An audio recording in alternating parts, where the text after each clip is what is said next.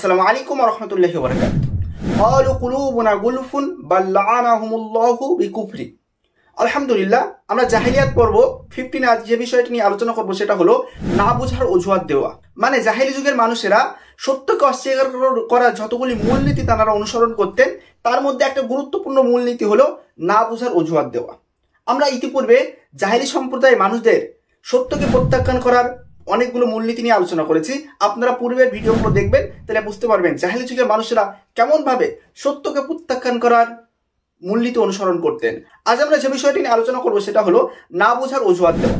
আসলে তারা ব্যাপারটা বুঝতে পারছিল না, ব্যাপারটা এমনটা নয়। ব্যাপারটা বুঝতে পারার পরে তারা অভিনয় করতেন যেন তারা ব্যাপারটা বুঝেইনি। মানে কেমন ব্যাপারটা, জাহেলি সম্প্রদায়ের মানুষদের কাছে যখনই আল্লাহ রসুল বা নবী রসুল্লাহ যখন কোনো দাওয়াত নিয়ে গিয়েছিল, ইসলামের সত্য দাওয়াত, তখন তারা ব্যাপারটা বুঝেছিলেন। বোঝার পরে তারা অভিনয় করতেন যেন তারা ব্যাপারটা বুঝতে পারেনি। ফলে তারা খুব সহজেই ইসলামের সত্য দিন, নবী রসুলদের সত্য দাওয়াতকে তারা সহজেই প্রত্যাখ্যান করতে পারতেন।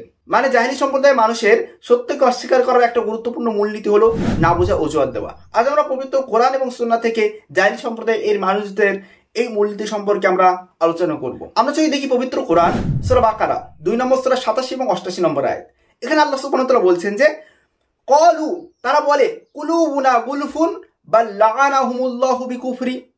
মানে এখানে যদি আমরা 27 নম্বর আয়াত থেকে পড়তে লাগি, তাহলে আপনারা দেখেন, যখন তোমাদের কাছে তোমাদের ইচ্ছার বিরোধী কোনো দাওয়াত নিয়ে রসুল আগমন করেন, তখন তোমরা অহংকার দেখাও, অথবা তোমাদের একদল লোক তাকে মিথ্যাবাদী বলো, অন্য দল তাকে হত্যা করো।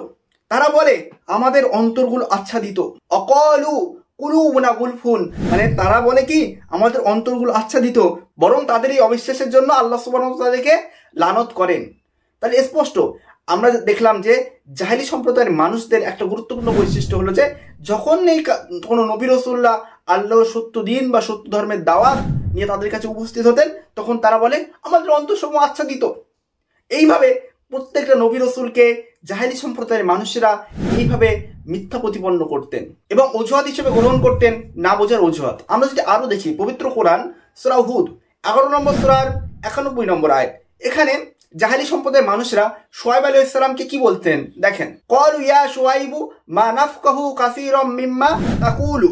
তারা বলে হে শুআইব, তুমি যা বলো তার অনেক কথাই আমাদের বুঝে আসে না, এবং অবশ্যই তাদের নিজেদের মধ্যে তোমাকে দুর্বল দেখছি। তোমার আত্মীয় স্বজন যদি না থাকতো তবে তোমাকে অবশ্যই পাথর মেরে হত্যা করতাম, আর আমাদের উপরে তুমি শক্তিশালী নও।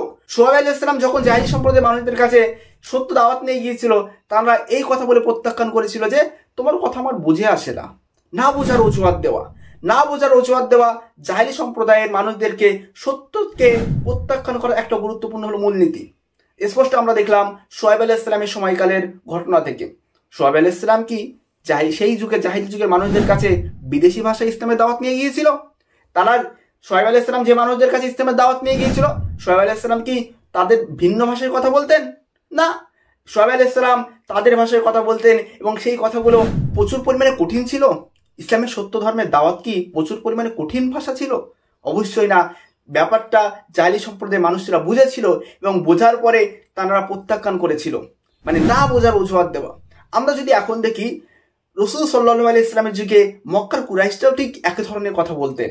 আমরা যদি দেখি পবিত্র কোরআন সূরা হামিম সেজদা 41 নম্বর সূরার 5 নম্বর আয়াত, এখানে জাহেলি সম্প্রদায়ের মানুষরা কি বলতেন দেখেন, রাসূল সাল্লাল্লাহু আলাইহি ওয়াসাল্লামকে তারা বলেন তুমি আমাদের যার প্রতি আহ্বান করছো সেই বিষয়ে আমাদের অন্তরসমূহ আচ্ছাদিত, আমাদের কানের মধ্যে রয়েছে বধিরতা, আর তোমারও আমাদের মধ্যে রয়েছে অন্তরায়, অতএব তুমি তোমার কাজ করো এবং নিশ্চয়ই আমরা আমাদের কাজ করব। তাহলে আমরা স্পষ্টভাবে দেখলাম 41 নম্বর সূরার 5 নম্বর আয়াত থেকে আল্লাহ রাসূল সাল্লাল্লাহু আলাইহি ওয়াসাল্লাম যখনই মক্কার কুরাইশের কাফিরদের কাছে, সেই জাহেলি সম্প্রদায়ের মানুষের কাছে ইসলামের সত্য ধর্মের দাওয়াত নিয়ে উপস্থিত হয়েছিলেন, সেই মক্কার কুরাইশ একই ধরনের কথা বলতেন।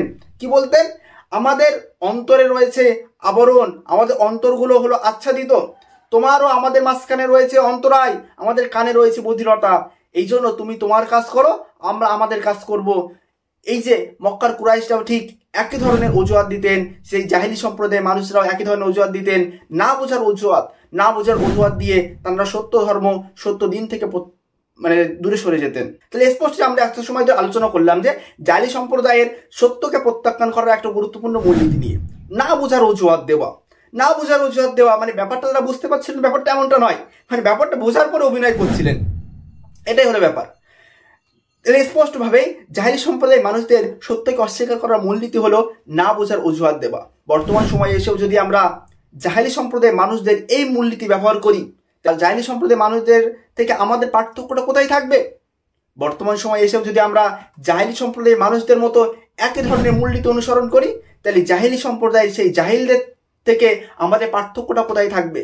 আমরা বর্তমান সময়ে এসেও যেন জাহেলি সম্প্রদায়ের মানুষদের ওই মূলনীতি আর অনুসরণ না করি, যে মূলনীতির কারণে সেই যুগের মানুষদেরকে জাহিল বলা হতো, যেই যুগের মানুষদেরকে অজ্ঞ বলা হতো, যেই যুগের মানুষ সেই যুগকে বলা হতো জাহিলিয়াতের যুগ, বর্বরতার যুগ। কেন জাহিলিয়াতের যুগ, বর্বরতার যুগ বলা হতো? আমরা বিগত 14টা ভিডিও আলোচনা করেছি।